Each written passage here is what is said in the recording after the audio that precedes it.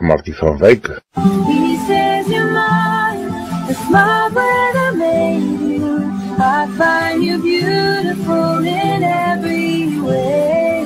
My love for you is fierce and unending. I'll come to find you, whatever it takes, my beloved. It's time to own your belovedness.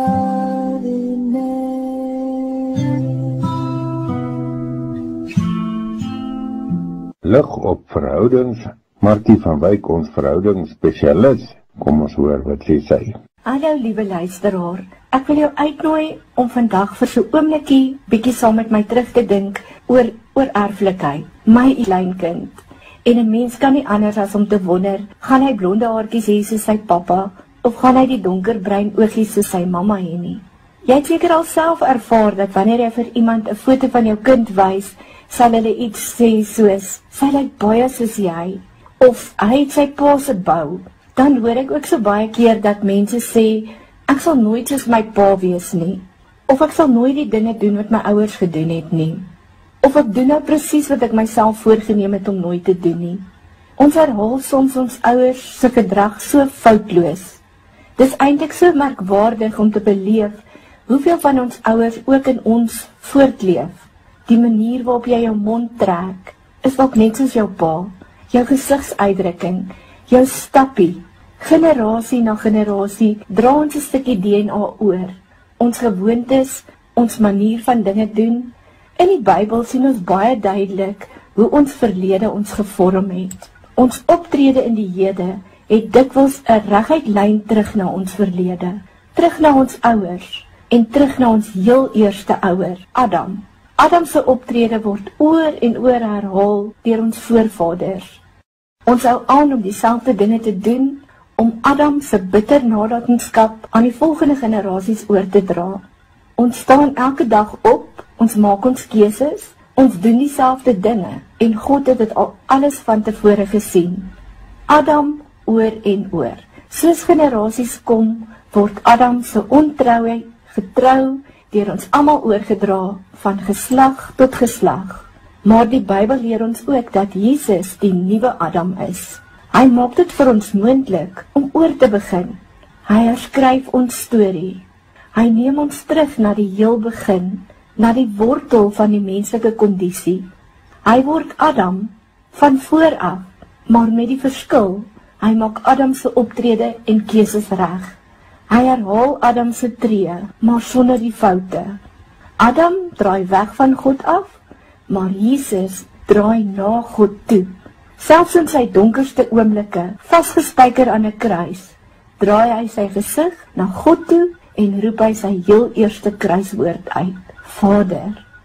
Mens kan sê dat Jesus se hele lewe opgesom is in daardie eerste kruiswoord wat hy uitroep. Hierdie selfde Vader het met Adam gepraat, maar hy het hom weggedraai van sy God af, en hy het sy God vergeet. Maar Jesus se hele lewe op aarde was 'n regstelling van hierdie daad van ontrouheid. Jesus draai na God toe. In plaas daarvan om weg te draai, maak hy homself oop.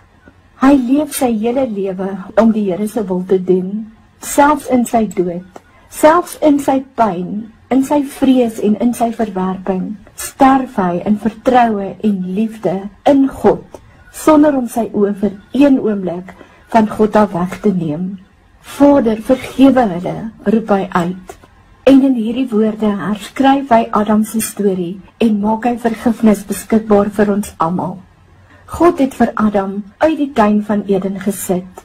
Vanuit die paradys word Adam uitgedryf en in ballingskap swerf hy oor die aarde. Rusteloos en eensaam sal sy nageslag na hom nou huise bou, maar nooit 'n tuiste vind nie. Hulle sal smag na die paradys wat hulle nog nooit gesien het nie, en hulle sal hinker na 'n vrede wat hulle nog nooit geken het nie. Hulle vorm gesinne, bou paleise, stede en koninkryke, maar in hulle binnekant is daar 'n diepe eensaamheid. Ons is ver van ons huis af. Die hekke van die paradys word nou opgepas deur 'n engel. Ons kan nooit terugkeer huis toe op ons eie nie. Vasgespijker aan die kruis, draai Jesus sy gesig. Hy kyk in 'n sondaar se gesig en hy sê, vandag sal jy saam met my in die paradys wees. Jesus het 'n pad teruggekry na die tuin toe. Sy eie lewe is die hek wat hy oopgemaak het, en sy vasgespijkerde liggaam is die deur. Hy is terug by die begin van my en jou storie, daar waar alles skeef geloop het, en hy kom en hy maak dit reg. Die sondaar aan die kruis is Adam se nageslag. Sy lewe lank het hy getrou in sy voorvader Adam se voetspore gevolg. En dit het hom gelei na waar hy homself nou bevind, 'n sondaar, 'n krimineel, veroordeel tot die dood, uitgeworpe uit 'n gemeenskap, verwerp en verneder. En ons het in dieselfde voetspore geloop. Hierdie sondaar se straf is Adam se straf, is ook my en jou straf en ons uiteinde. Maar Jesus kyk na hierdie arme, verbanne seun van Adam en sê, vandag sal jy saam met my in die paradys wees. Absoluut geen verdienste van sy eie nie, behalwe net sy versoek aan Jesus. Jesus, dink aan my. Dit was al wat hy nodig gehad het, en al wat ek en jy nodig het. Ons geskiedenis het begin by 'n groot uittog uit die paradys, en nou het die groot terugtog weer begin. Ons kan huis toe gaan, en weer saam met Jesus wees. Die hekke is waawyd oop, vir my en vir jou. Het ons in Genesis gelees, dat God in die tuin van Eden gesê het, dis nie goed vir die mens om alleen te wees nie. Toe laat hy vir Adam slaap, en neem 'n ribbebeen en maak vir hom 'n vrou. Die eerste moeder vir Adam se nageslag. Al die kinders en families sou uit haar nageslag gebore word. Maar wat 'n hartseer storie, dit weet ons. Haar eerste seun was die eerste moordenaar van hierdie wêreld, toe hy sy broer doodgemaak het. En van daardie dag af was die mensdom se familiestorie 'n tragedie. Broer teen broer, ouers wat van hulle kinders vervreem is, en elke volk haat en vrees die ander volk. En die meeste van die tyd kan ons nie eens onthou hoekom ons beklei of stry nie. Jesus kyk van die kruis af neer, en hy sien sy moeder daar staan. Ek het ook 'n seun, en ek kan nie eers begin om my voor te stel hoe haar moederhart moes gepyn het om haar seun so aan die kruis te sien nie. Miskien het Eva ook so gevoel. Jesus kyk na sy moeder en hy sê, daar is u seun. Daarna sê hy vir sy vriend, daar is jou moeder. Binne in sy eie pyn en lyding, dink hy aan sy vriende en familie. Hy gee 'n seun vir 'n vrou wat vandag haar seun verloor, om haar te versorg. Jesus gaan terug op Adam se spore en herstel die mensdom se familiesisteem. Daar word 'n groot prys betaal en Maria kry 'n familie. Met Jesus se woorde breek 'n moederhart in 1000 stukke, maar word dit ook herstel. Op hierdie dag het ek en jy ook 'n familie gekry. Die mensdom se familie is herstel. Eva kan verligting kry vir haar hartseer. Ons is die familie van God. Broers en susters leer weer om vir mekaar lief te wees.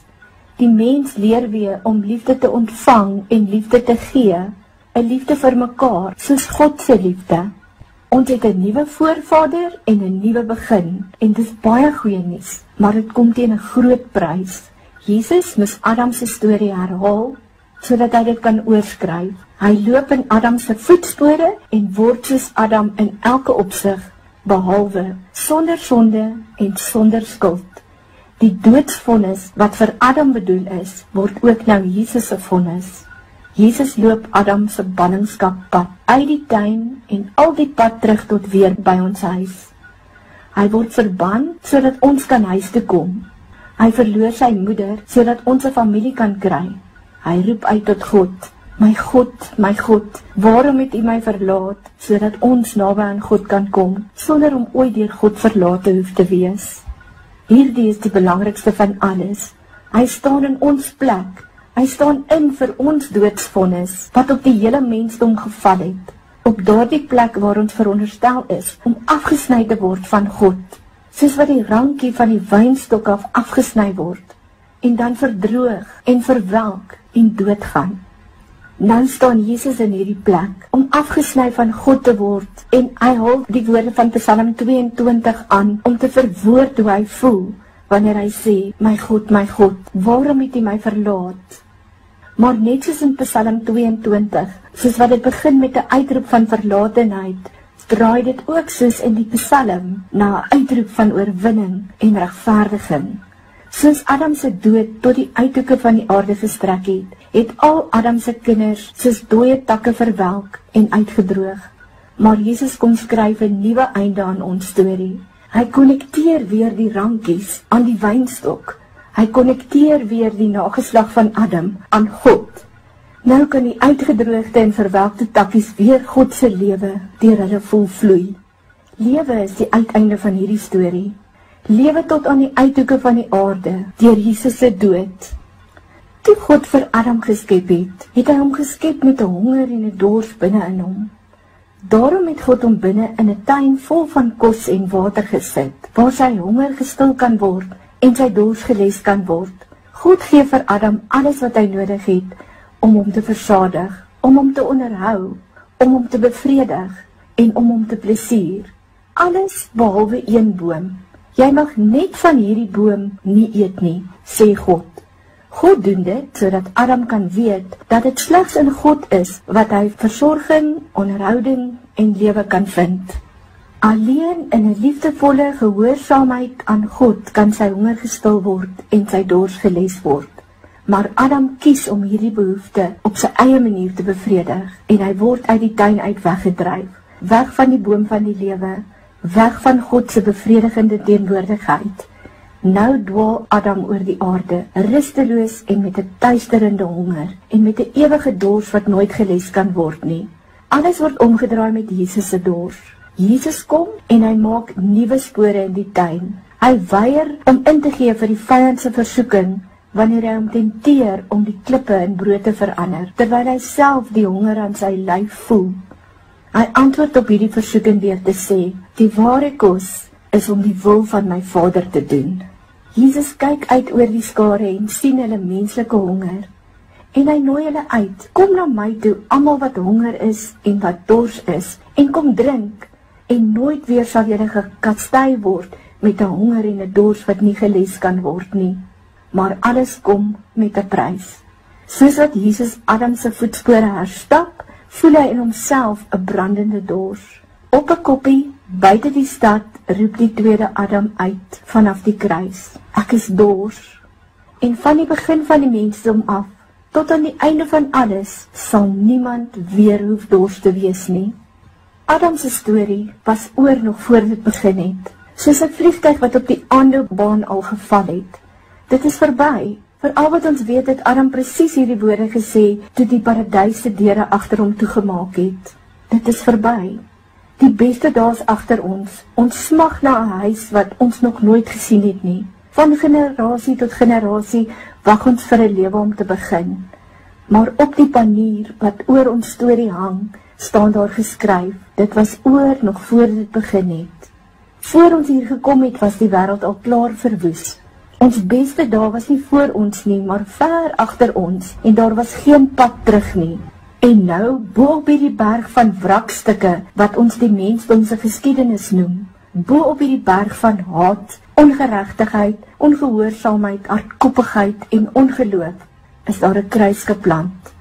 Hier waar ons geskiedenis op sy slegste is, waar al die dwaasheid, die woede, die ongehoorsaamheid, alles uitgehaal is en opgebruik is, tot daar niks meer oorgebly het nie. Hierdie is waar ons geskiedenis eindig, by die kruis op Goeie Vrydag.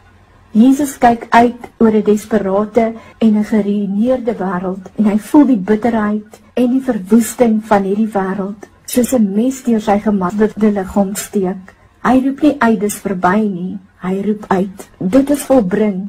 Die vliegtuigongeluk van Adam se geskiedenis eindig hier. Niks verder nie, niks meer nie, nooit weer nie, dit is volbring.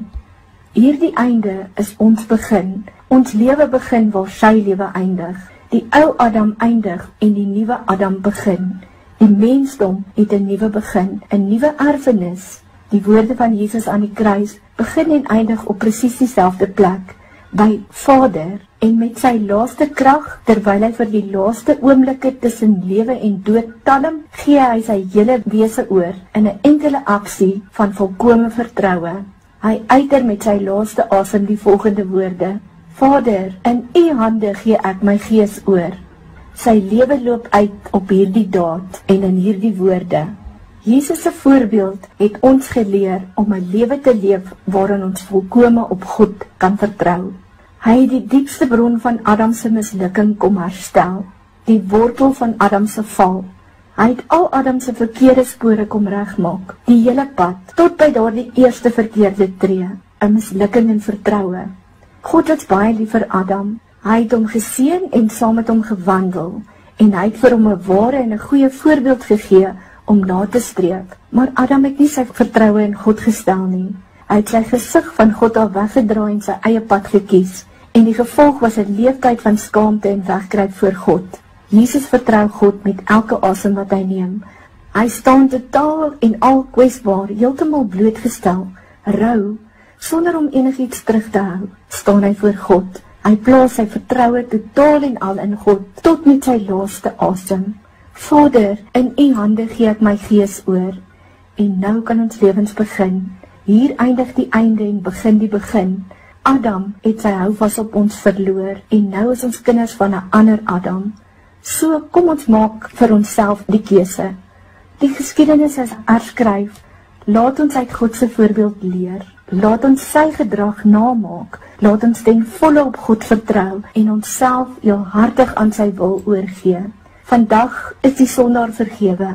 Vandag keer die verbanne hart terug na die paradys. Vandag word die gebroke gesin herstel. Vandag word almal wat verlaat is omhels. Vandag word ons diepste dors vir eens en vir altyd geles. Vandag het die wêreld geëindig, maar die wêreld begin opnuut. En die beste deel van vandag is dat God elkeen van ons uitnooi om saam met Jesus te sê, Vader, Vader.